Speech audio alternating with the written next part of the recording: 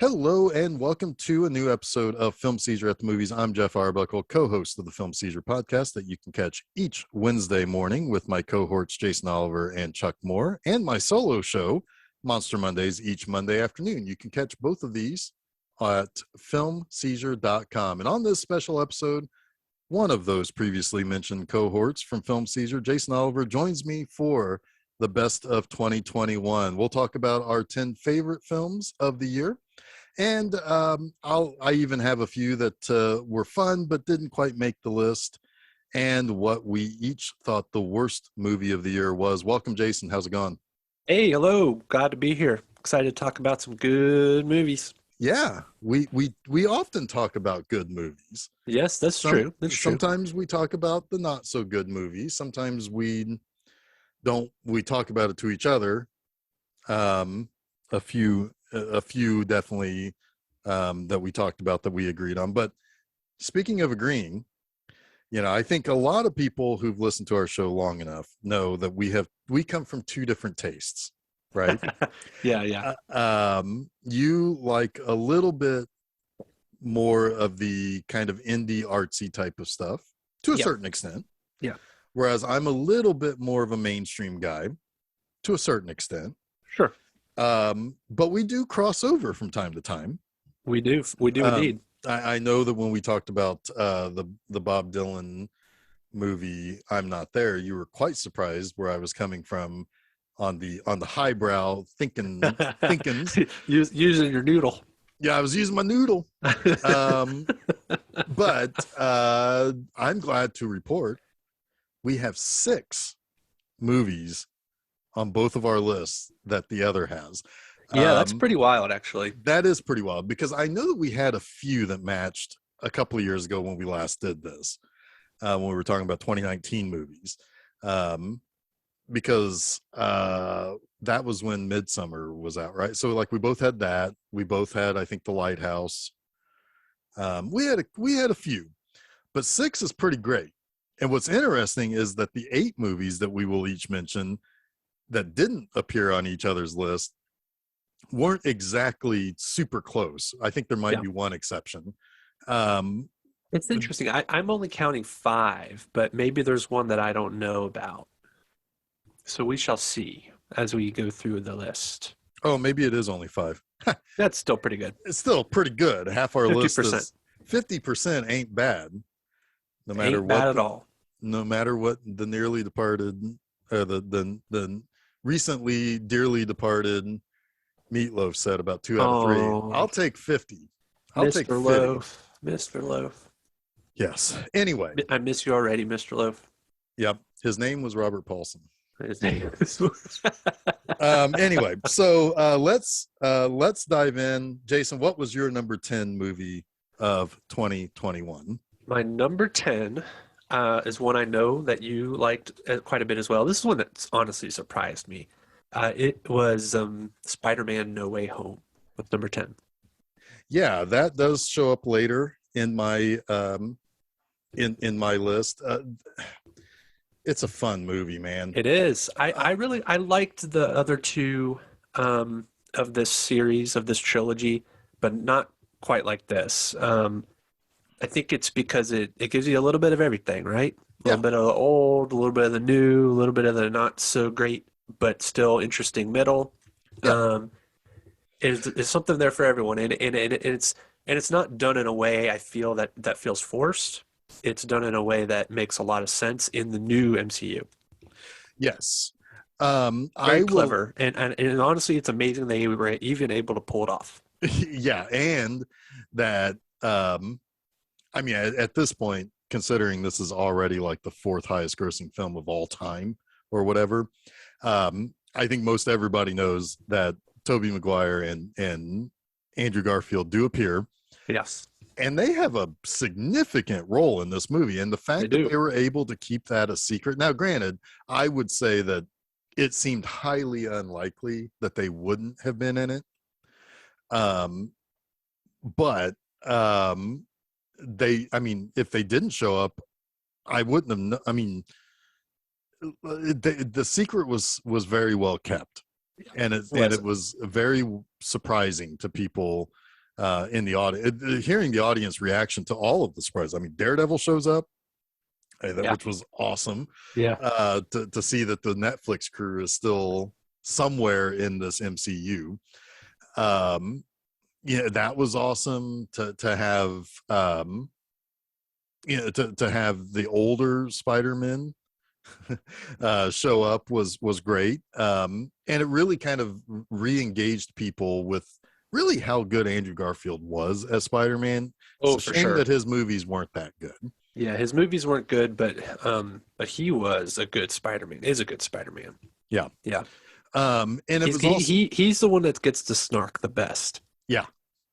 Oh yeah, and he's so, I mean, and the one thing I will say that I do think that this movie did even better this time around than the two previous Tom Holland films of the series was that this had a real emotional core to it. Yeah. I not that the others weren't emotional. It felt a little bit at arm's length, right? Well, here's one thing I think that about that is his friends, obviously Mary Jane and then his other friend, they finally feel like fully realized characters in this movie. Yeah. Whereas in the other two movies, they're a little bit one-dimensional. Sure. But now they felt, like full, complete, true, believable characters and had important things to do. Yeah. And this, I mean, it's a super fun movie, and this had another emotional impact moment at the halfway point of the movie, because I had said in my review of this that the first half I was waiting for it to kick into overdrive, because it's like, okay, this is the Spider-Man movies that we saw previously with Homecoming and Far From Home. Yeah. I was waiting for it to really take off. And then there's an emotional point right in the center of the movie. And after that, it is a whole different movie. Yeah. And it really propelled that. It really did super great stuff on that. Yep. Very fun. Very fun. My number 10 of the year was Don't Look Up. Now, this is a movie that I was messaging you as I was watching, and you were there for the emotional roller coaster that I went on. Because when I first was watching this movie, I thought it was infuriating. Yeah. But not for the reasons that the critics, who I think completely and totally missed the boat on, was saying that it was infuriating. What I was saying was it was hitting a little too close to some real world stuff. Well, yeah. I mean, that's honestly, that's why I think a lot of critics didn't write it. They're writing for the media outlets that it's eviscerating, but sure, that's one thing. Exactly. Exactly. And it's like, in one regard, it's like, it blows my mind to think that a little over 30 years ago, I was a middle schooler who it was perfectly fine, even in what was arguably a much, much hyper capitalist kind of world of the late 80s and early 90s, that it was okay. And it was not controversial at all to talk about Earth Day, to talk about, to talk about what was going on with the environment. And today, you're a fucking asshole if you want to bring that into a conversation. And it blows my freaking mind. And to think back to how uncontroversial that stuff is to where we are today about not controversial things. We don't want to live on a planet that can't sustain us.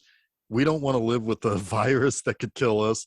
These are non-controversial things. And yet this movie was so good at creating these, I want to say cartoon characters, but they're not. They're real people. Yeah. Yeah, I mean, it takes a really ridiculous possibility of something happening that will destroy our planet, like a comet or an asteroid, which isn't even all that outside the ridiculous, but it really does shine a light on the thinking that people have, and the disbelief in scientific fact, and not The just the scientific politicization. fact, but the politicization and also just the trendiness, Yeah. right? But then it puts something that is literally in your face, like you cannot deny it. It is in the sky, and they take it to the extreme Right. to shine a light on really what is just as ridiculous in a lot of ways that's happening now. Yeah. Right. It is. And, it was infuriating until I realized it's like, oh no, I'm just the Jennifer Lawrence character. Yeah. Yeah. I hate it, Yeah. and it's like, I will, you know, at some point, I'm going to be considered a crazy person for saying, what the fuck is wrong with you people? So anyway, yeah, it was one that by the end, it was just like, you know what? This is what this is what I like to make fun of in our society, or idiots like this, and how stupid some things are handled. So This anyway, was just outside my top 10, for maybe two different reasons. One, just being the other movies, obviously, that I liked better. But two, it did feel a little self-indulgent at times. It felt like it was a little bit in love with itself. Like, look at how clever we are. sure. And I think that also made the runtime go on a little longer than it needed to. Sure. There are moments in the movie where it's like, I get it, I get it, I get it. Let's move Yeah. on, right? Yeah, Yeah. I think what really won me over was, I really, really, really like that scene at the end yeah, where it's just, you're resigned at that point. yeah. And I'm not talking about the after credits No, stuff, I or know what you're talking about. The dinner scene. the dinner scene. Yeah, Although it is really funny what happens to Meryl Streep. yeah. That killed me. It's like, oh, that's what that was. I like that she had a back tattoo. Oh yeah, of course. Yeah, she had a tramp stamp. But anyway, yeah. So I wanted to include it because, while it's not one that I would, because I guess I should say also, my top 10 is designed in a way where it's like, what are some of the movies I would like to watch again, or Yep. movies that I feel like are can't miss suggestions to people who like things that are similar to that. But at the same time, it's like, well, I don't know if I'd be ready to watch it again because of the anger I was feeling for a little bit of it. It would still be there if I watched it again. At the same time, I I I knew exactly who to recommend this movie to. So Yeah, yep, yep. all right, Jason, what is number 9? Number 9 on my list is Ben Wheatley's folk horror In the Earth. Now, this is one that I did not see. Yeah. Um, yeah. This What one is kind of this? snuck. This one kind of snuck in. I kind of came to this one a little later in the year. It was released earlier in 2000 in 2021. It was shot in the pandemic. It was kind of conceived in the pandemic, because it's very much a pandemic type premise where you have some sort of virus situation that people are protecting themselves from, um, living in smaller communities, and then there's this park area that is studying all sorts of different, all different, kind of ecological situations, and this guy, he kind of he's studying this phenomenon in this forest that is kind of like this connection of all living things in the forest, which is kind of what a forest is, but it goes a little deeper than that, literally in the ground. And it's Yeah, like it's in the ground. and it's like a webbing that he thinks can honestly control like most living things in the earth. Like he thinks he's essentially found the the center of all earth life and this one place. Hmm. And it goes into some pretty wild folk horror areas with communing with nature, understanding and trying to find peace with nature, but also there are man is infecting that idea, and should we be making war? Should we be making friends? It's Mhm. it's just it's just this kind of poignant but really crazy movie about what it means to be one with nature, right? Hmm. Kind of re-examining that idea, and as we become more of a society that gets into more densely populated areas, and we start killing ourselves with these new viruses that are popping up. It's like, what is that? Why is this happening? Is this nature rebelling against us? And how do we stop that cycle, right? What is it that we can do to not fight a war anymore? Is there something that we can go to, that we can commune with, that we can agree on and make peace with, so that we aren't constantly fighting these new viruses and whatever it might be? So pretty heady ideas. It's I don't know, just really interesting kind of movie that delves into that idea of um, man and nature, and really what that means, what how that should be, just how that should be incorporated into our lives moving forward, especially now that we're kind of hopefully coming out of an actual pandemic, first in many of our generation's lives. Hmm. Well, we'll see about that. Yeah, we'll see. But I feel like you said folk horror. I think if there's a halfway decent folk horror movie that comes out in the year, it's going to hit your top 10. So Yeah, probably, and their name will probably be Ben Wheatley. yeah, He's kind of made a career of it. Yeah. cool. Well, my number 9 is one I know you disagree with, The French Dispatch. Oh, yeah. Yeah, the new Wes Yeah. Anderson movie. Here's the thing about Wes Anderson. He is not one of those people who every movie that he releases, I clamor to go see. I see a lot of them. Certainly Rushmore and like the Royal Tenenbaums and Life Aquatic are fantastic movies. Um, he has a style that either people are going to get into or they're not, or they're going to be something that I think in your case you'd like to see him kind of step outside of maybe a little bit, to a certain extent. um, but to me, as a person who really really likes characters, I can't deny the fact that this hyper this not hyper realistic, this almost fantasy type of world that he places these very curious characters in almost gets me every time. I was into the Grand Budapest Hotel. Because it was just these awkward people doing and saying weird things in a weird place. It doesn't hurt the fact that they used one of my favorite French words as the name of the town that they're in this movie. And it's just it is. I wish that I knew how to write characters like that. And that's what I mean. I was just sitting there in the theater loving every minute of it. And I know that some people either liked it or they really didn't. And for me, it landed on the right side of the fence. And I said that I thought that it was kind of like it was a writer's movie.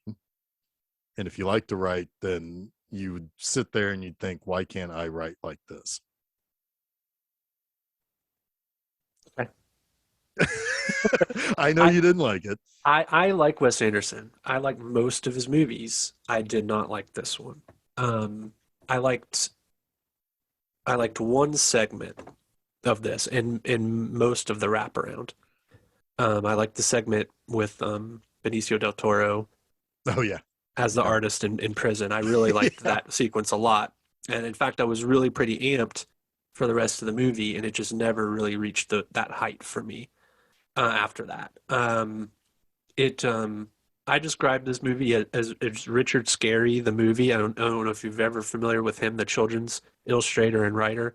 He would, this is kind of a Wes Anderson thing anyway, but feel like he took it to the nth degree in this movie, where he actually created his own city, and everything is like in what's that word where you can see kind of into it and through it. Um, it's like diorama almost, Oh, right? okay, yeah. And it's just like I feel like the movie just got bogged down in the details for me, and it didn't honestly spend enough time with the stories. While there were interesting characters, they didn't feel multidimensional. They just felt like one thing in this weird, wacky story. It just didn't work for me. That's okay. I'm sure the next one will. I mean, It seems like his, lately you his kind of track go record, back and forth his on. track record for me is like 1 and 4 don't work, Yeah. right? Yeah. Okay. All right. Moving on to number 8. Number 8. My number 8. Yeah. My number 8 is The Tragedy of Macbeth. Joel Cohen. So this is just released. Yeah.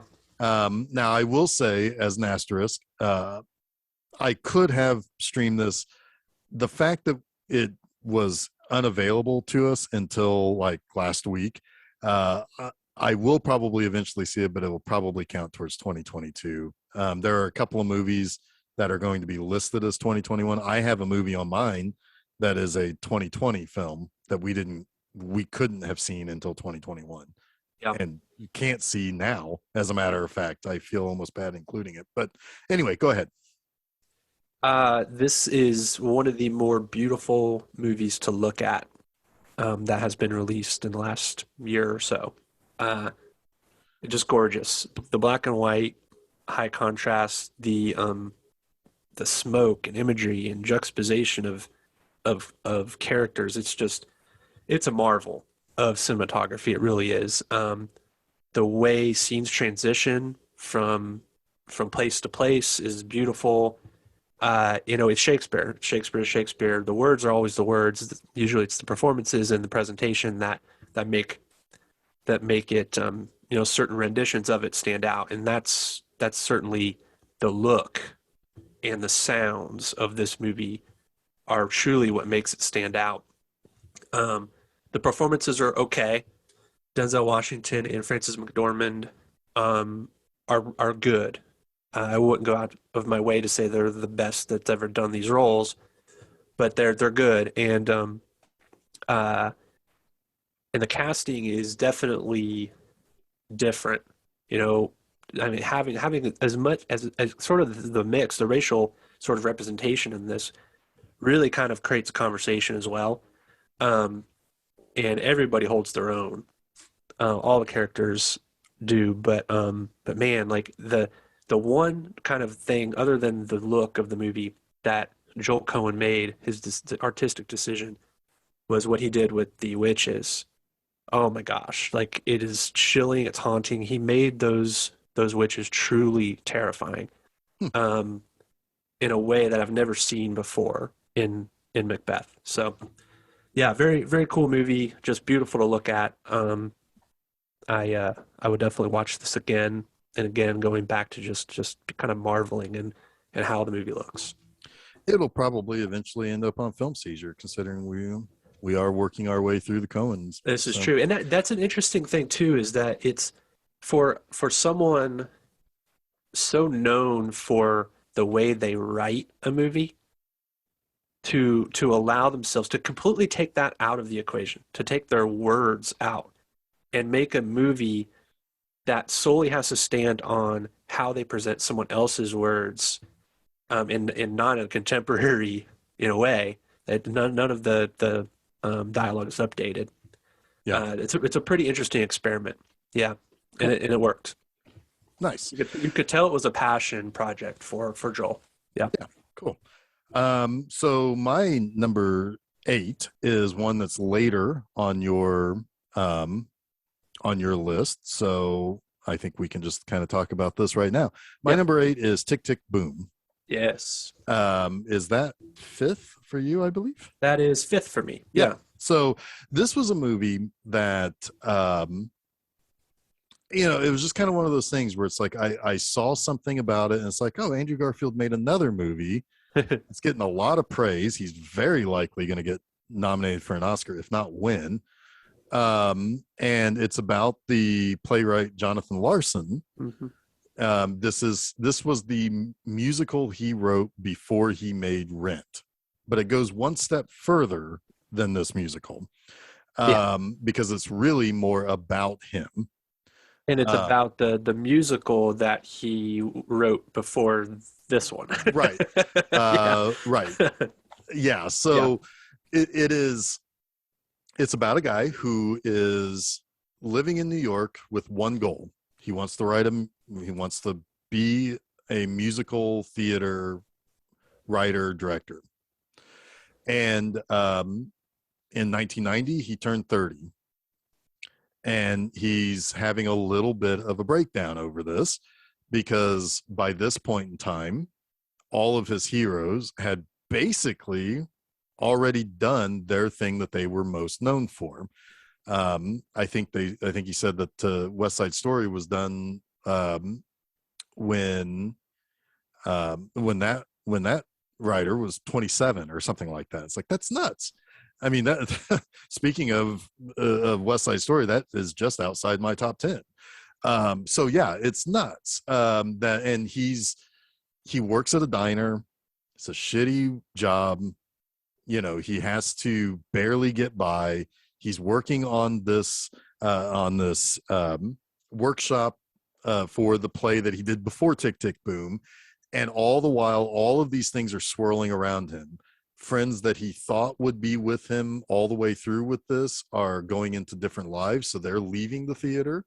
His girlfriend is kind of not wanting to move forward with supporting his dream quite the same way as she had. She's okay with that, but she wants him to be able to say that she wants him to have something else lined up. What if it doesn't work out? To him, that's unacceptable. Some 20 years ago, I had a similar situation, and it was, it was stupid. But at the same time, I'm not Jonathan Larson. There are really fun songs in this. It's really touching in some scenes, like his dealing with his friend who has HIV positive. Is heartbreaking, but at the same time, it ends happily because that guy's still alive. There are some really nice things. Of course, Jonathan Larson's story is heartbreaking. He never got to understand how big Rent was. He died right before it came out. So that's insane. And it's tragic, but it's also very happy in some regards too. And this movie also has the single best scene of any movie that was released in 2021, and that's the therapy scene. That is so well choreographed and so well edited. It's fantastic. Yeah, I echo everything that you just said. It's a very lively movie. It's very fun. It's poignant. It's sad. It's the kind of musical that I love, in the way that it has a reason for existing. You know what I mean? Yeah. Unless you go really weird with it, which we'll touch on later for me. But yeah, it's interesting because Lin-Manuel Miranda released 2 musicals this year. Mm-hmm. And I think In the Heights was the one that was supposed to get all the buzz and was going to be like the big splashy one that people loved, and no one really loved it. But this one hit really, really strongly. Well, In the Heights was also delayed a year. Yeah, because that's of true. COVID. So it's kind of interesting because In the Heights is seemingly got overshadowed by the movie it was probably most inspired by, which was Right. West Side Story. Right. So, But neither one of them really made any money. no, but West Side Story had come out during a jam-packed December. Yeah. But But you're right. West Side Story is the one that's going to get the the That's going to get the nominations. attentions. Yeah. Yeah, yeah. That one And this one Yeah. too. Yeah, yeah, absolutely. Yeah, Yeah. Andrew Garfield's great in this. Andrew Garfield had one hell of a year. Um, So did Benedict Cumberbatch. yes, yes, he did. Yep. Yeah. So, yeah, I mean, it's one of those musicals that it's telling a story, and you're right. It is an adaptation of a one-man show that he basically did sitting at a piano with a band. And I would like to see it, to be honest with you. Yeah, I would too. It's very, very, it's very good. Yeah. Yeah.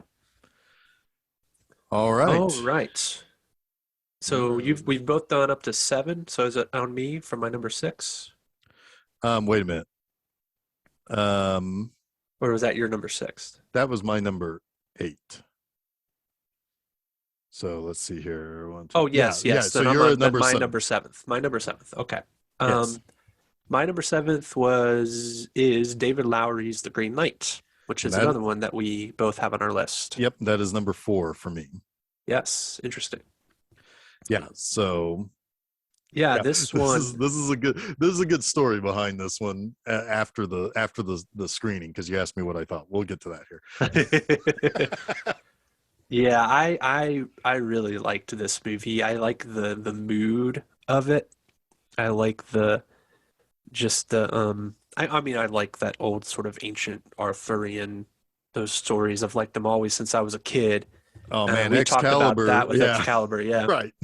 And this kind of this takes it a little bit in a different direction, right? Or not a little bit, a lot. It's a lot more cerebral. It's a morality tale, right? Boy, did it piss people off. Yeah, yeah. Yeah, yeah, it did. This is one of the more divisive movies of the year, for sure. This is one of those ones where you'll hear people probably call it boring or something like that. The funny thing is, here are 2 people who know the poem that this is based on. Yeah. And take them from different sides, and how much they think or how much the person who didn't like it think that this movie had nothing to do or misinterpreted the poem. Mm-hmm. And it's like, what? Okay. Yeah. Because we saw it with somebody who had read the poem. Yeah. And she was like, yeah, this seems right. Yeah. Yeah. It's I hate to say it, but I wonder if some of that is just like unspoken, that they don't like the casting. I'm trying to find a delicate way of saying that. Oh, this is a safe space. We can say it here. So I thought the casting was brilliant, but so you're talking about the non-whiteness of yes, of our lead. Dev Patel, who I thought was he's fantastic in this. He is I would say it's less that, it's probably more anti-A24. Yeah, there's been a bit of a backlash. I guess, yeah. But I think that again, that goes to a viewing audience that isn't really looking to be challenged by a movie, right, in a lot of ways. Yeah. Right. They expected this to be some sort of a slasher movie, probably, but I don't know. I don't want to.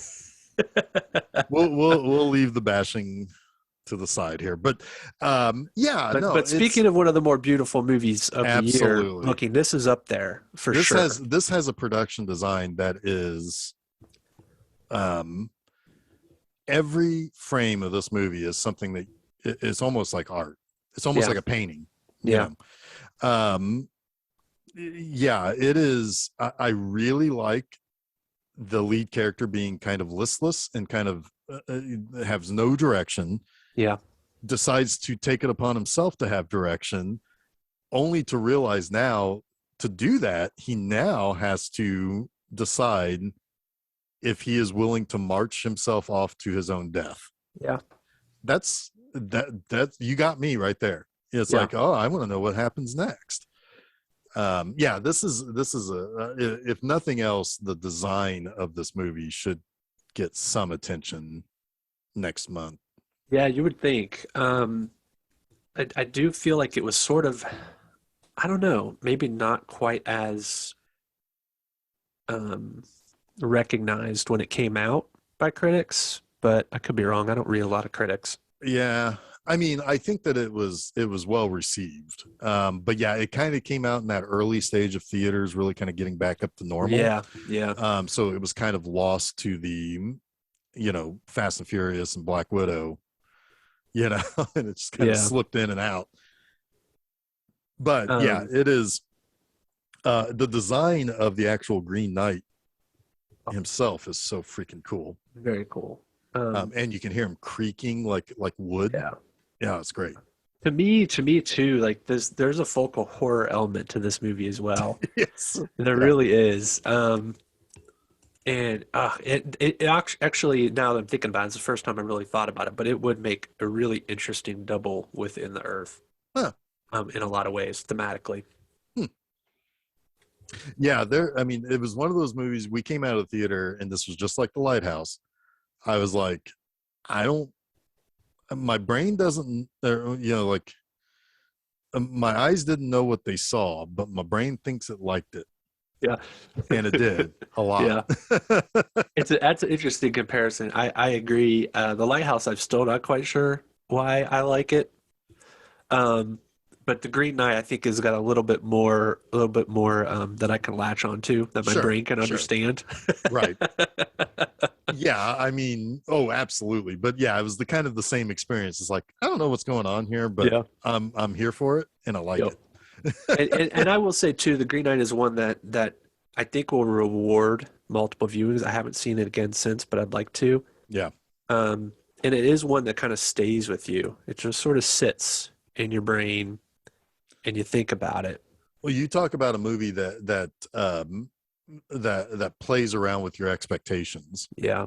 The way this movie just ends, Yeah. it's like, oh, that's it. And then if you're like us, let's just put it that way. If you're like us, you're like, oh, I get it. It's like, makes sense, Yeah. Yeah. It really couldn't end another way. No. I enjoy it quite a bit. It's one I need to watch again because I know it's one that Susan needs to see. Yeah. But anyway, yeah, good stuff. Yeah, very good stuff. So your number 7th? My number 7 is actually a 2020 film that is not available to the wider audience, even to this day. Yeah. But we got to see it through, or I got, I did a written review of this from Fantasia Film Festival. And that is Soshi Matsumoto's It's a Summer Film. And talk about a movie, much like with Tick, Tick, Boom, where it's very lively, it's fun, it's, there are stuff to ponder with Tick, Tick, Boom. It's a Summer Film does something that is just incredibly endearing. It's about school kids in Japan. The main cast are primarily school girls, and they are at what seems to be like an art school or some sort of a multimedia type of school. But you have our lead character whose name is Barefoot, and she is in a film club, and she has nothing but love for samurai movies. And that's the only movie she wants to watch. She picks them apart. She thinks about them all the time. She understands every theme that's talked about in it. And meanwhile, so she wants her project to make a samurai action movie.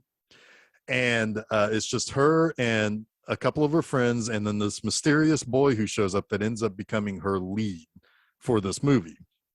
Well, meanwhile, the rest of the film club is following around like the popular girl who wants to make this really vapid, really sappy romance movie. And she is totally set up to be the villain, basically. She gets all of the equipment. She gets all of the help from most of the class. Barefoot just has her 2 friends and a couple of guys from school that have some AV ability.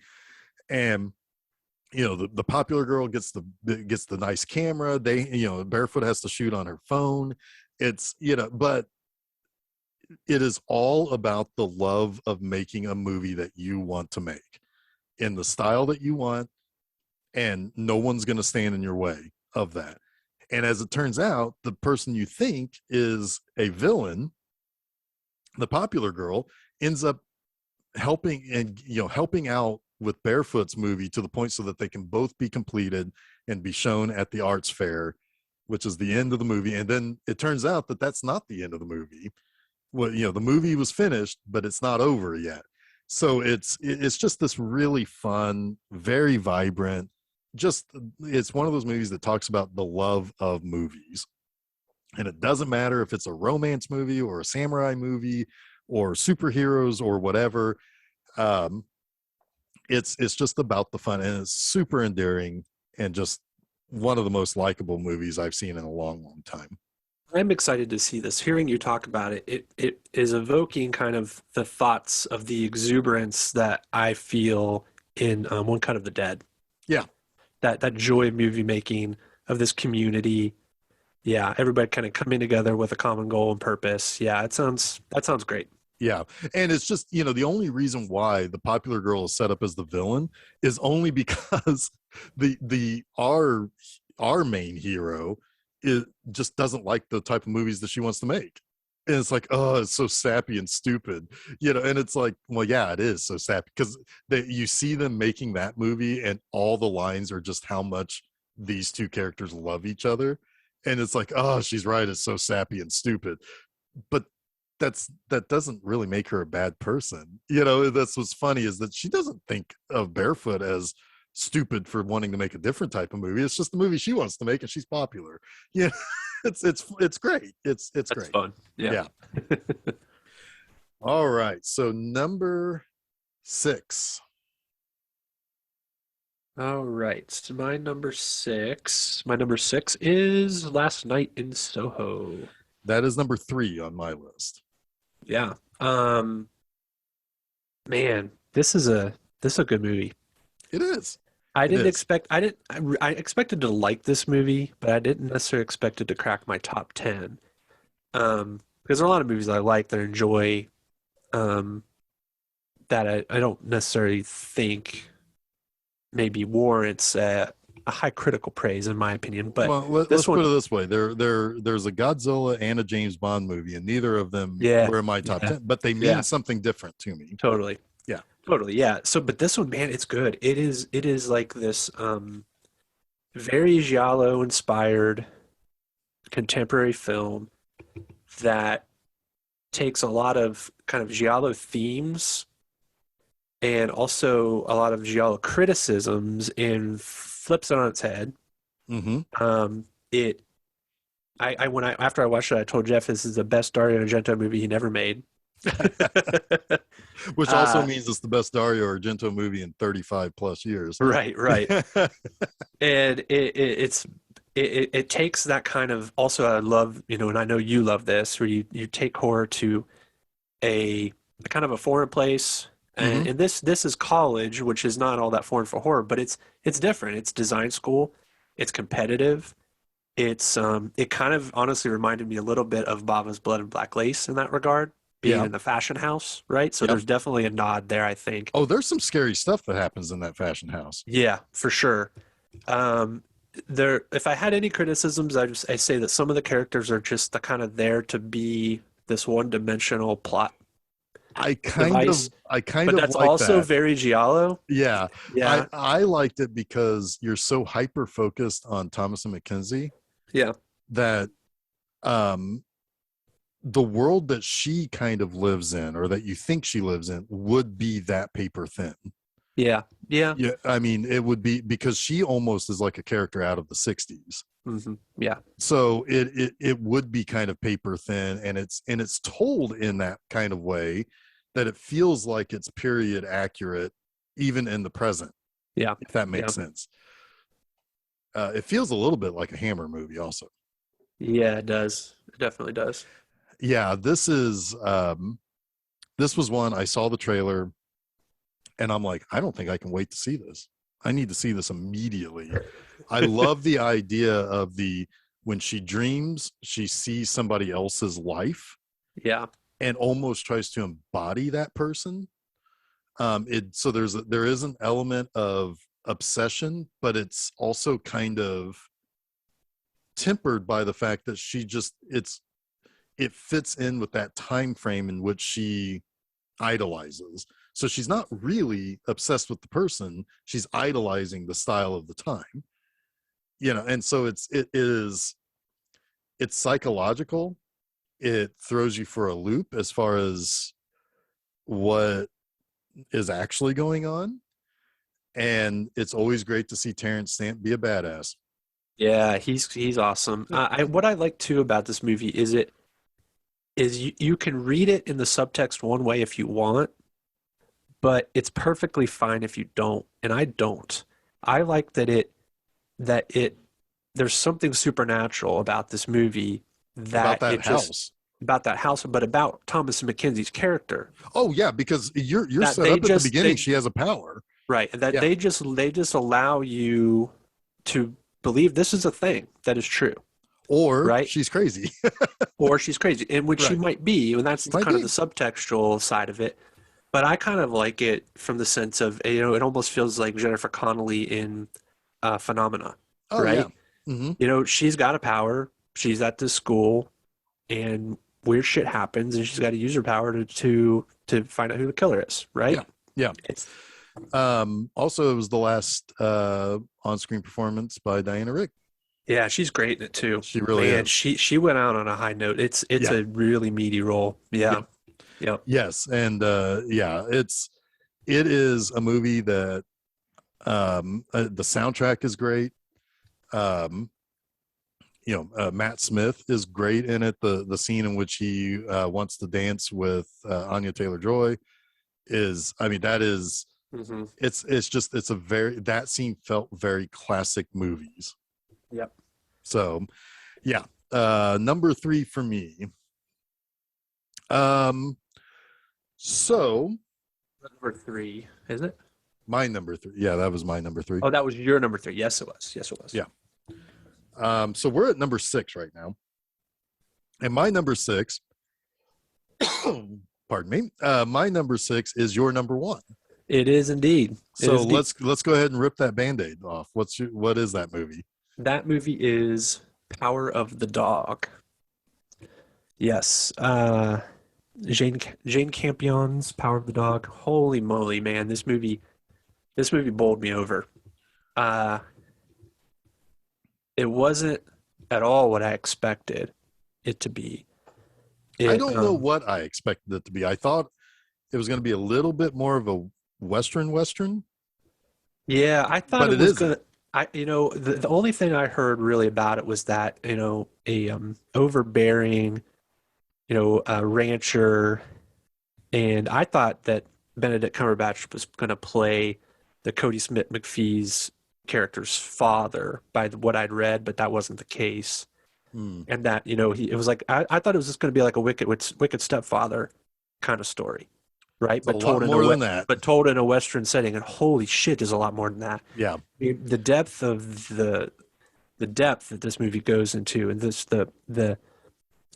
the motivations of the characters, and the reasons they are the way they are, and react to things the way they react. Like, I don't want to give too much away. I really feel like this is a movie that people need to discover on their own and just let unfold. It just really, really affected me. I thought a lot of there are two people who have the most effect on this movie, I think. And one is Benedict Cumberbatch being this very cold, this was my mentor and this is how he did things and we're going to do these things. And he's very stuck in the mud with that. Yeah. Yet being a Yale graduate, I think they said. Yeah. Well, he's very intelligent. Yeah. He's very intelligent. Yeah.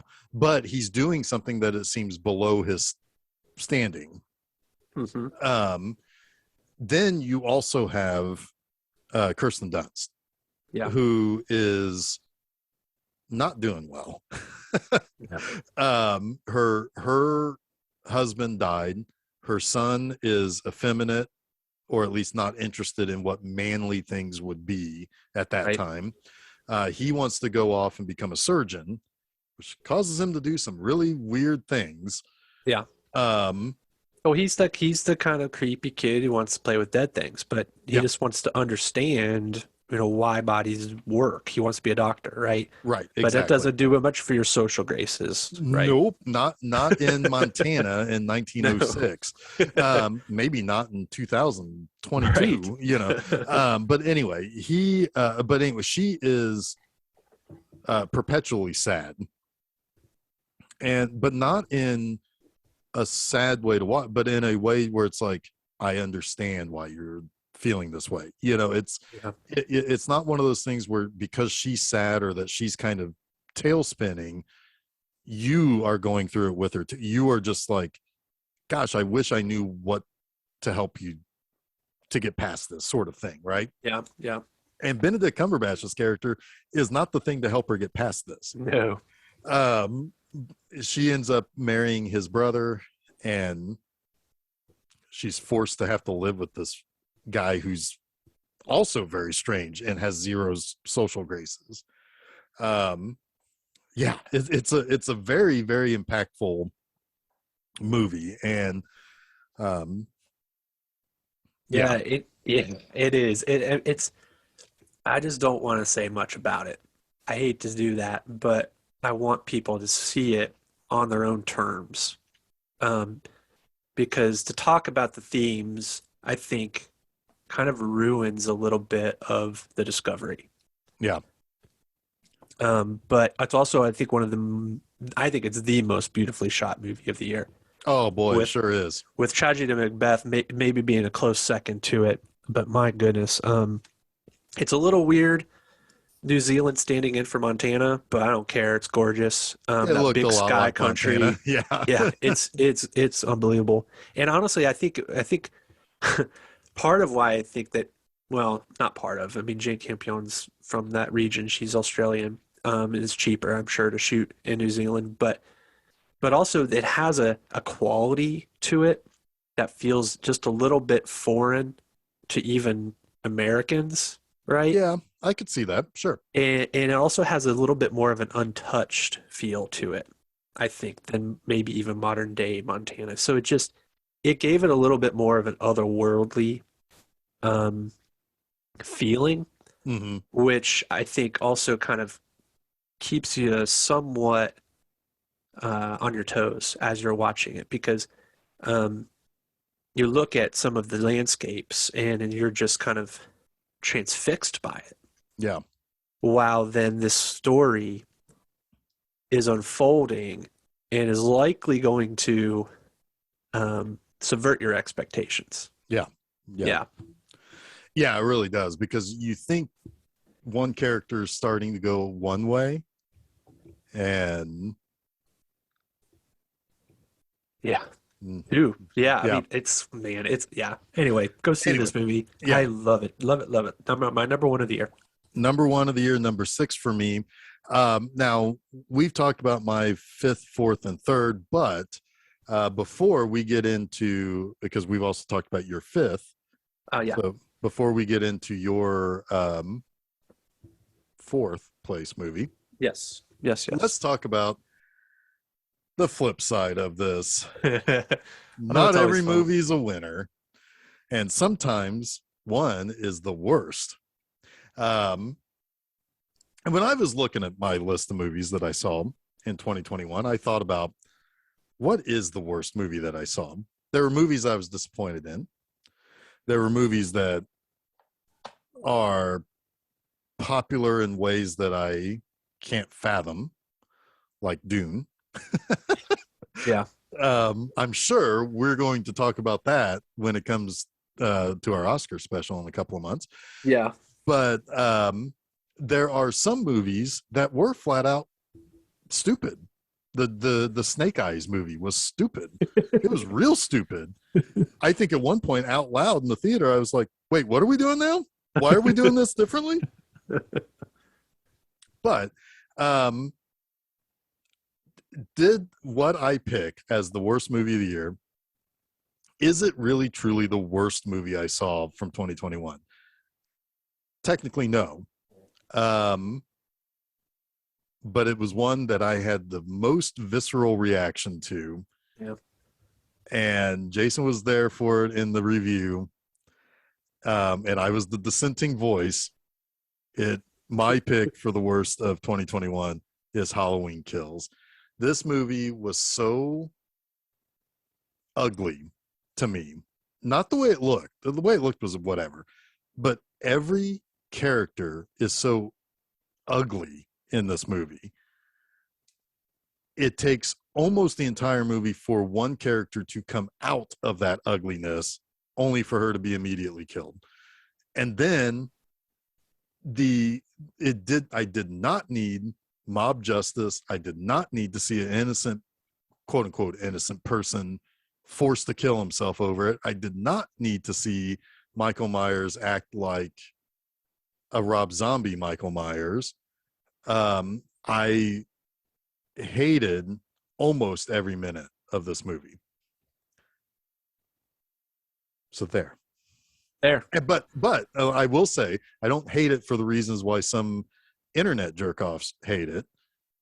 I don't hate it because it's David Gordon Green or anything like that. I like Halloween 2018. I saw a lot of promise. Yep. I hated Halloween Kills because I did not feel good watching it. Period. Yeah, fair enough. My worst of the year is, again, it's kind of following the same lines. This isn't the worst movie made. It's not even a movie that necessarily offended me in any way or made me feel the way you felt about Halloween Kills, but it was pretty disappointing. And it was a lot pointless and almost kind of just like laughably bad at times. I had laughably bad moments in Halloween Kills too. And the movie, my worst of the year, is the Sopranos movie, The Many Saints of Newark. Uh, I don't know. I mean, I heard it was a prequel. I was like, okay, that's the only way you really can do a Sopranos movie now with James Gandolfini being dead, unless you do a movie without James Gandolfini, and then why would you do that, right? But why did you do that? You still made a Sopranos movie without James Gandolfini. Right. You made his kid as probably the best part of this movie is the performance by James Gandolfini's son, and I'm sure that was a pretty important thing for him to take on, and probably helped him exercise some demons as well, and that's all well and good, but I don't like the way they wrote his character. It felt like these weird sort of like younger parody versions of all the mob bosses and characters from the TV show, right? Yeah.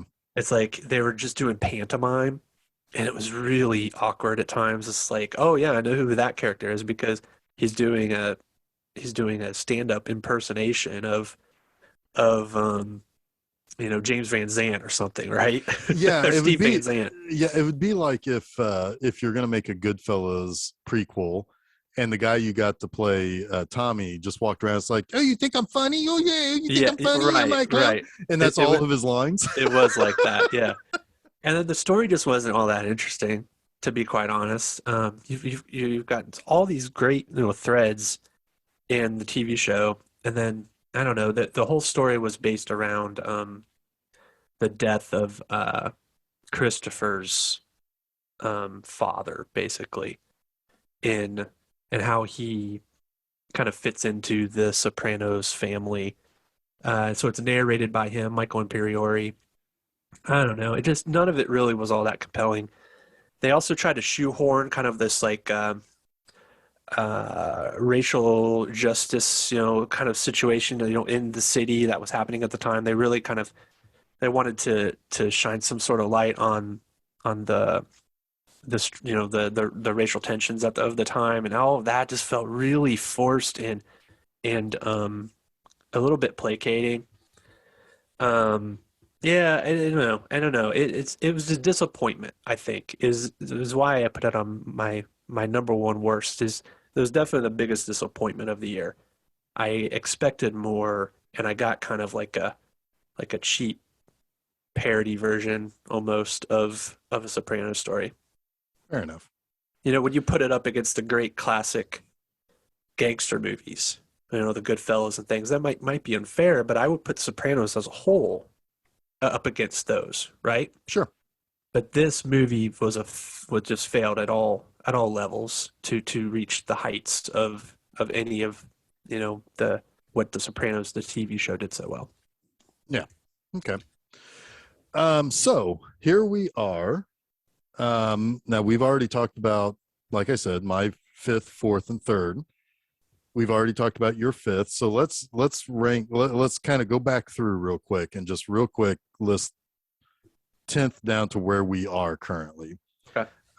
So your 10 through 5 are. Let's see. My 10 through 5: Spider-Man, No Way Home, In the Earth, Tragedy of Macbeth, The Green Knight, and Last Night in Soho. That's and then Tick, Tick, Boom. Tick, Boom. Right. That's my 10 through 5. All right. So we've gone all the way through number 3 for me. So my number 10 is Don't Look Up. Number 9, The French Dispatch. Number 8, Tick, Tick, Boom. Number 7, It's a Summer Film. Can't forget that there's an exclamation point at the end. It's a summer film. Number 6, Power of the Dog, which is your number 1. Number 5, Spider-Man No Way Home. Number 4, The Green Knight. Number 3, Last Night in Soho. So, Jason, what is your number 4?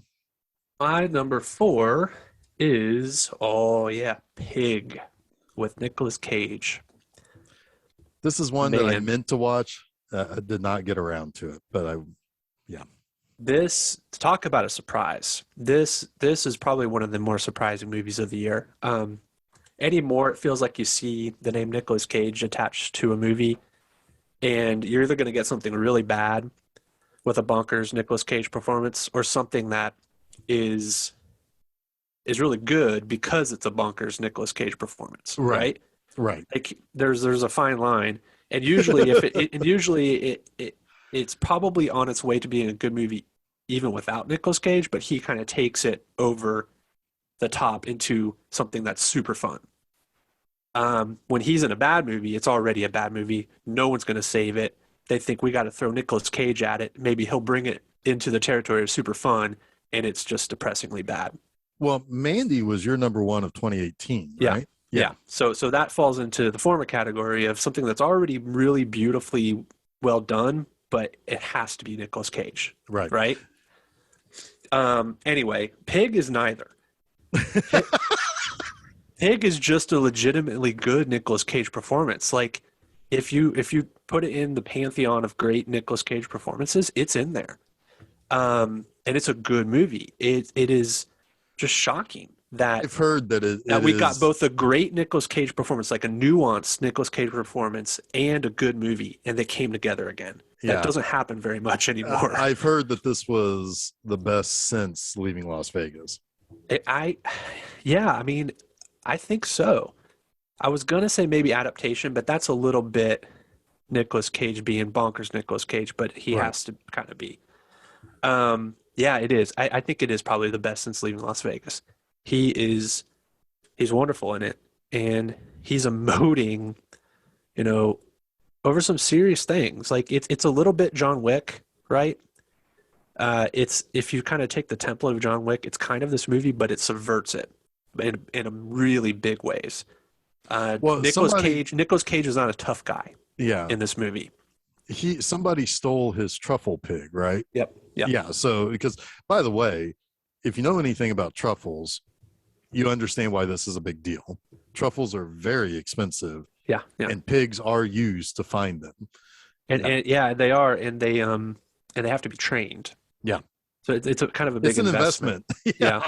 They talk about that a lot in the movie, obviously. But what also makes this movie interesting is that it delves into this sort of restaurant subculture. Like, think of Kitchen Confidential, but also, combine that with the Continental from the John Wick movies. So there's like these underground fight clubs. There's a real corruption to procuring ingredients and things like that big chefs need and want to make, the next spectacular dish, right? And he's someone who kind of left all that behind to just hunt for truffles in the woods, right? and now he's kind of being brought back into this world. So it is very John Wick in that sense. The comparisons are all over the place, but it is a much more nuanced movie. It delves into some surprising themes, and the direction that Nicolas Cage's character takes is probably the most surprising of all. Very beautiful, and I don't say that with any irony. It's a beautiful film. Nice. So your number 3 is a weirdo, beautiful film. Yep. Yep. Tell us about it. Tell us about Titani. Yeah, who knows? Titane? I think it's Titane? Titane because of like titanium. You're right. Because it's kind of like the weirdest car movie you'll ever see. Wow. Yeah. Yeah. No Yeah. kidding. Yeah. I'm just gonna say it. A character gets fucked by a car and gets pregnant by a car. That is the thing that happens in this movie. Now, I would be curious. Will the child be a transformer? I would think so. Nice. That doesn't really ever pay off. Dang. Though, kind of, not really.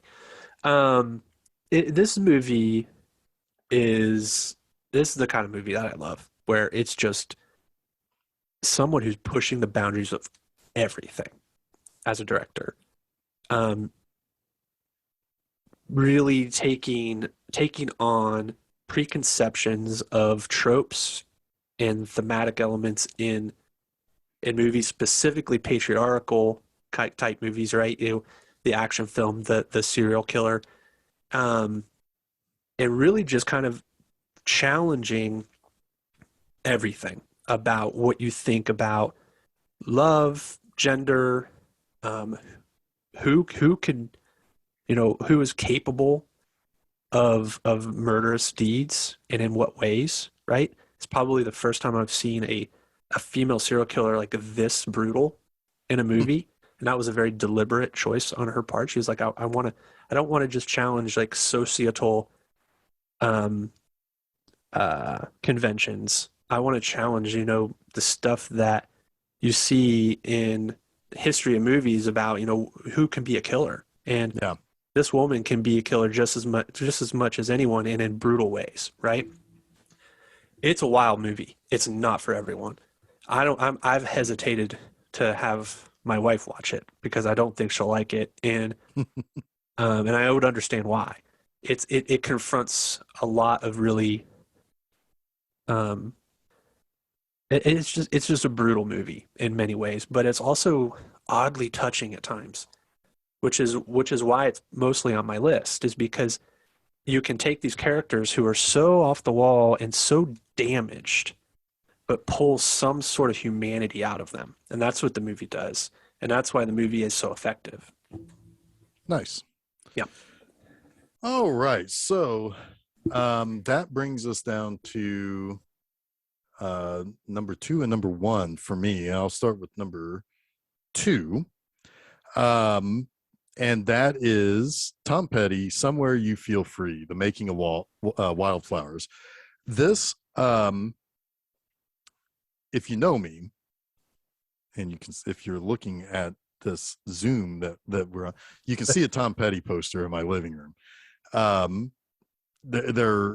If you know me at all, Tom Petty is my guy. His music is religious to me, and seeing this movie turned out to be a little bit, not to say this with not to say something that's almost silly to say, it was almost a religious experience. Tom Petty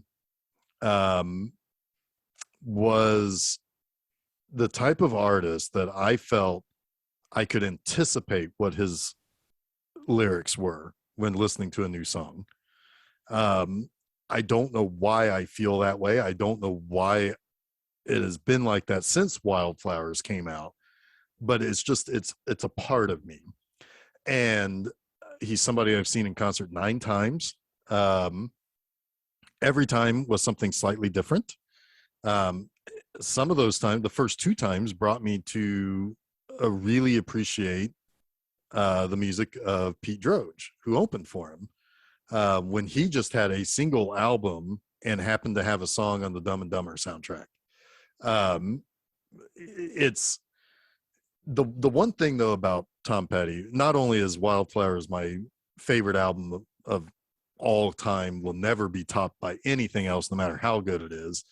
The thing is that this, I wouldn't even call it a documentary. This is just some interviews currently with people like Rick Rubin, who is a fascinating mountain man who doesn't live in the mountains. Especially fascinating because he didn't really like the style of music that Tom Petty did, but wanted to work with him. Rick Rubin was mostly a hip hop producer at the time, and was not really into rock and roll. He felt that was a dead genre. But he got the opportunity to work with Tom Petty, and he didn't turn it down. Pardon me. So anyway, Tom Petty did have a guy that would follow him around with a camera, one of his friends, and did a bunch of behind the scenes work. And what's interesting about Tom Petty is that he has often said that he doesn't write personal songs. He tells stories with songs. And I always found that really, really interesting because you can see how he can weave in and out of creating characters and telling a story and all of this. Well, during the time that he was working on Wildflowers, there was a lot of heavy stuff going on in his life. He was getting divorced. He was really kind of feeling like he was coming out of one contract and was about to go into the contract that he had with Warner Brothers. But that contract that was ending was also signifying almost an ending to the Heartbreakers. He didn't feel like that they were going anyplace new. And so really Wildflowers turned out to be an incredibly personal album. And once you kind of see some of the behind the scenes, and he worked on the album for like a year and a half or 2 years or something. And it almost turned into a double album, which of course now we've got all of the extra songs now that have been released. But it turned out to be this incredibly personal look at how he was in the studio naturally, not for a video, not for the cameras, but just how he was. And you can see him playing around with it. They talk about how they recorded Last Dance with Mary Jane was kind of what he considered to be the last of the classic Heartbreakers songs. It was something that was new. And what was really kind of special was that I got to see it on what would have been Tom Petty's birthday. And so it was really kind of neat to see that in a theater, finding out new stuff that I didn't know about my favorite album of all time and how that kind of came together. And it's special. What's even great is that it's available for anybody to watch on YouTube. So that's even nicer. They just shared it with everybody at that point. So cool. Jason, I highly recommend you watch that. Yeah, I need to see that. I'm sure I'll like it. This year was kind of the year of rock documentaries. The Velvet Underground documentaries, Summer of Soul, which very easily could have, I mean, a lot of these documentaries could have made it into my top 10. I decided to kind of spotlight them separately. And the Sparks Brothers documentary, which leads me into my next. It's interesting because your number 2 and my number 1 are kind of obsession movies for each of us. A little bit. This was the year of Sparks for me. I'd kind of been somewhat aware of them, but not to the degree that I was after watching the documentary that also Edgar Wright made this year, The Sparks Brothers, which is a really, really fun documentary. It's it's a talking head documentary that then delves into the history of the band from the beginning through to the present. What makes I think it's somewhat unique is it includes the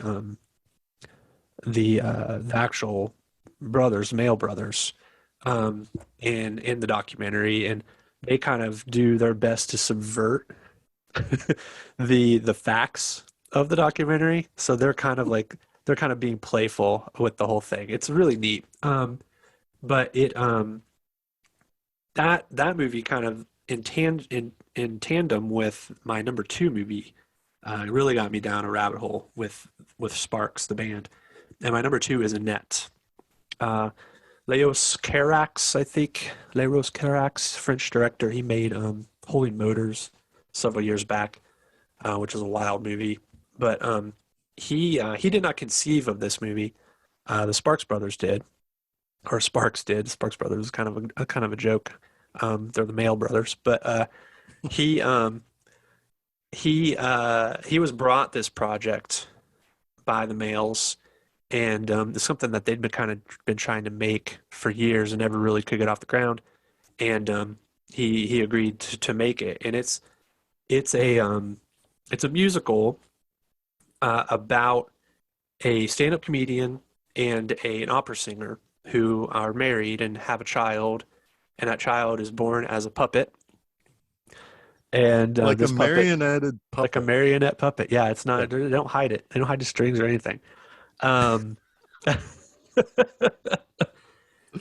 it's it's not like a super complicated movie. It's a tragedy. It wears its tragic themes on its sleeve. Everything about this movie is very, very on the surface, and there's a point to that. I think it's in some ways almost an anti-musical, or it's a parody of musical in the sense that everything is very literal. All the music is very literal. Everything is repeated in repetition. It's like it's I think simultaneously making a fun, albeit tragic movie, but also kind of poking fun at the old Hollywood musicals, right? Because a lot of those songs are a little bit literal, like the Sondheim songs, are all. I just recently watched West Side Story, and it's just like the original one, and it's like these songs are kind of goofy, you know? It's like, yeah, I get it, and so it's sort of doing that. I don't know. It's subversion, but it's also kind of just uh, really basic in its approach. But it's still this insane musical with a puppet who is embodied with the spirit of its mother to haunt her father, which is wild. Yeah. Admittedly, I watched it the same day that I watched the new West Side Story. It's funny how this is kind of intertwined. Like, why is that not on the top 10 of my list? Anyway,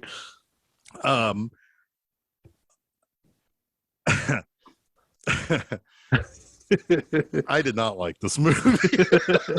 Here's where we see that sharp line between our taste. This was never going to be the worst movie of the year for me. I didn't like it, but I could see why people did like it.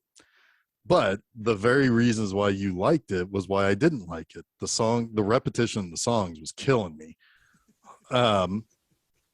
There were times in the movie in which I actually said to myself, my cats looked at me weird. I said, is this movie fucking with me? It is. Is this movie serious? Fucking with you. It is fucking with you. And I'm like, yeah, it is. It is serious in what it's trying to do here.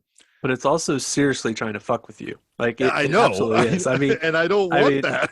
it's definitely not trying to be a normal musical or normal narrative. No. I mean, right from the start in the first scene is very much kind of telling you that you're an audience member, right? Yeah. And we're just players. It's almost like Shakespearean in a way, but it's also kind of poking fun at that, right? Yeah. I mean, and I can see all of that, and I can understand. That's why I'm not going to rip in. I'm not going to say, "Oh my God, you like that movie? It's stupid." Totally. It's it just wasn't for me. Fair enough. Again, it's one of those movies I would hesitate to recommend. Unless I really understood your tastes. Yeah. Well, that is, it's like that. I feel like Annette was to me what The French Dispatch was to you. Yeah, I think so. Yeah.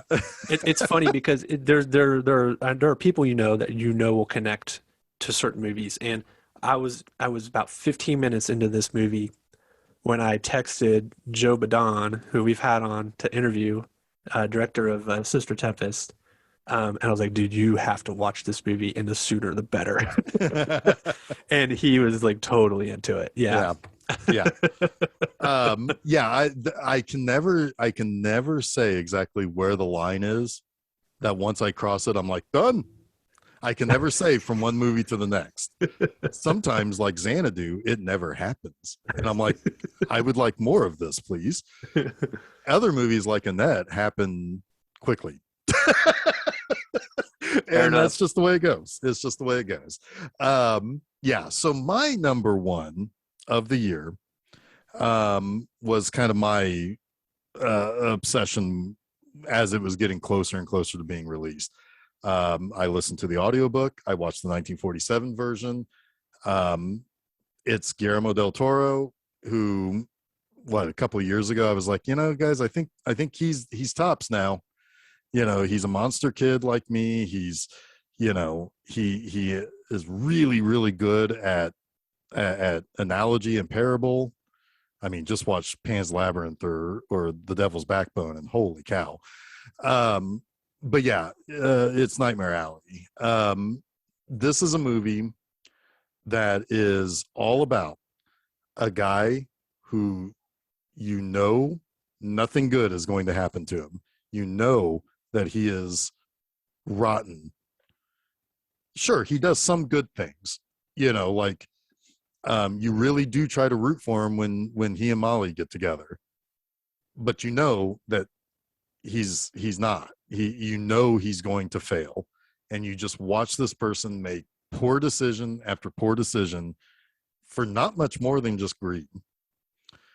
He's an incredible, Stanton is a very, very flawed person right from the get-go. Now, this movie is kind of the perfect amalgamation of the novel and the 47 version, whereas I thought the 47 version was neutered by the Hays Code. The book is dark, and it is a very, very good book, but there are more things that Stanton Carlyle does that you think, wow, this guy's trash. Like, he creates his own religion, and he is just fleecing these people, but then he's also smelling his own farts at the same time. So it's like, it's a snake eating its own tail constantly. And you see what it does to the other people in the story. And it is, so this movie was finally able to do some of those things while not taking it all the way to the religious element. It gets close, but you see how much further he can go in this movie than in the 47 version. And I was into it just all the way. Even knowing what's going to happen, even knowing how things are, that's more like the 47 version, or that's more like the novel. Man, I was there. And yes, I know you had mentioned that you could see the end coming a mile away. Yeah, you're supposed to. Yeah, it's the fatalism, I think, that kept this movie out of my top 10. Which is weird, because I expected you to be all in on, it is a bleak ending. Yeah, but it's like a bleak ending that you know immediately that's the only way the movie can end. Yeah. Sure. As soon as really, it's almost like in the first 10 minutes, you're like, oh, I know how this movie ends. Yeah. Which is, it is what it is. But I do like the movie a lot. It's one of the better looking movies of the year. This should get some sort of art direction, yeah, and possibly a cinematography nomination for sure. I definitely was not as familiar with the subject material as you, the source material. So I was, I guess, sort of hoping for an arc, and that his ending would be more tragic, even though I knew that's how it's going to end. I thought maybe it would end in redemption, right? But no, there's no redemption for him. If you want redemption, you get the 47 version. Well, I don't know that he deserves it either. That's right? The problem, right? Yeah. That is the problem. But I was really into all of the the carnival stuff. Like that has always fascinated me. I like movies and TV shows about that culture, carny Oh, it culture. cracked me up when he built the whole thing for Molly, and he's like, and they were like, "Well, what's that thing back there for?" He's like, "Oh, that's mostly bullshit." Yeah. He's a con artist, Yeah. Yeah. Totally. But that's what, a lot of what carnival It culture is. is. And But either you buy into it willingly because you want the fun of it, right. or Well, you're the cop who comes in and tries to shut it all down. that's why I really liked the first half and where they explain like the carny code and with Tony Collette's character. Oh yeah, When that's a they've great gone too character. far, when they've gone too far and they realize, oh, they really think that you're communing with her dead husband. We need to talk to her and tell her it was just an act. We don't want her to get any kind of false belief out of this. But whereas he, of course, sees He doesn't that have is those like, scruples. no, he doesn't have those scruples. And he's like, this is something I can exploit. Yeah, Yeah, yeah, it's a good movie. I like it a lot. I just couldn't quite crack my top 10. yeah. It's a few years ago, Del Toro tied for number one for me with Shape of Water. With I really like that last Planet of the Apes movie. That's why it tied for number one. But it's this was I was ready for this one. I was Yeah, ready for it all to happen. yeah. So yeah. So recapping our top tens, um, I had Don't Look Up, The French Dispatch, Tick Tick Boom, It's a Summer Film, The Power of the Dog, Spider-Man No Way Home, The Green Knight, Last Night in Soho, Tom Petty, Somewhere You Feel Free, The Making of Wildflowers, and Nightmare Alley. And to recap my top 10, number 10, Spider-Man No Way Home. Number 9, In the Earth. Number 8, Tragedy of Macbeth. Number 7, The Green Knight. Number 6, Last Night in Soho. Number 5, Tick Tick Boom. Number 4, Pig. Number 3, Titan or Titan. Or Titani. Titani. Number 2, Annette. And number 1, Power of the Dog. I would like to also I would like to highlight the best documentaries I saw in 2021. The Velvet Underground, Sparks Brothers, Summer of Soul, Val, and Woodlands Dark and Days Bewitched: A History of Folk Horror. Those were my top 5. I have not yet seen the Vonnegut documentary. I suspect I'll be putting that in my list for next year. Yeah, and a couple of other movies I do want to highlight also. Godzilla versus Kong is so much fun because it does kind of do some of those things from the classic era with like the crazy sci-fi stuff. Werewolves Within is incredibly fun horror comedy that's coming up on Monster Monday soon. And the Suicide Squad was just 2 hours of gory fun. It was really fun. Also, I get to see a lot of the Small Town Monsters documentaries, and the one that they did that's called Skinwalker: Howl of the Rougarou, which is basically the werewolf legend of the Louisiana Bayou area. It was effective, and it for a long time was going to make this top 10. If I were to say anything, it's probably sitting at 11th or 12th, but it was very effective. It's some really interesting. I mean, they do great sociology stuff and folklore stuff, but the stories that people are telling and where some of that legend comes from to kind of keep kids in line was very fascinating because yeah, you hear about that sort of stuff all the time. The boogeyman will get you or whatever. In this case, it's a freaking werewolf. But then also the dramatizations were really spooky and very well shot. They do good work. One of their documentaries this year made it to my bottom, just because I didn't really buy into what the people they were talking to was saying. But you know what? They had one of the best movies I saw last year also. So, they do good stuff. And if you like cryptozoology, you can do no better than them. I would like to also shout out Joe Carnahan's Cop Shop. That is an exceedingly fun movie that wasn't going to probably make my top 10, but it's probably in the top 15 to 20. of the year. It's stupid fun, and it feels a little bit like a throwback to the 90s films that were throwback to the 70s films. Yeah, of which is the exactly exploitation era. Which is exactly why Brad Jones, who plays the cinema snob, put that number one. I Was can those see that. throwbacks? Yeah. It was the layered throwback. It is a movie, Geoff, that you will like a lot.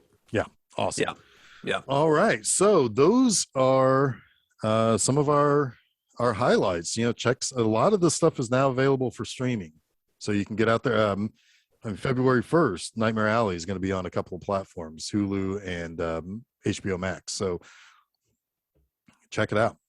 Power of the Dog's already on Netflix. It was a Netflix film, so a lot of the stuff you can find out there very, very easily.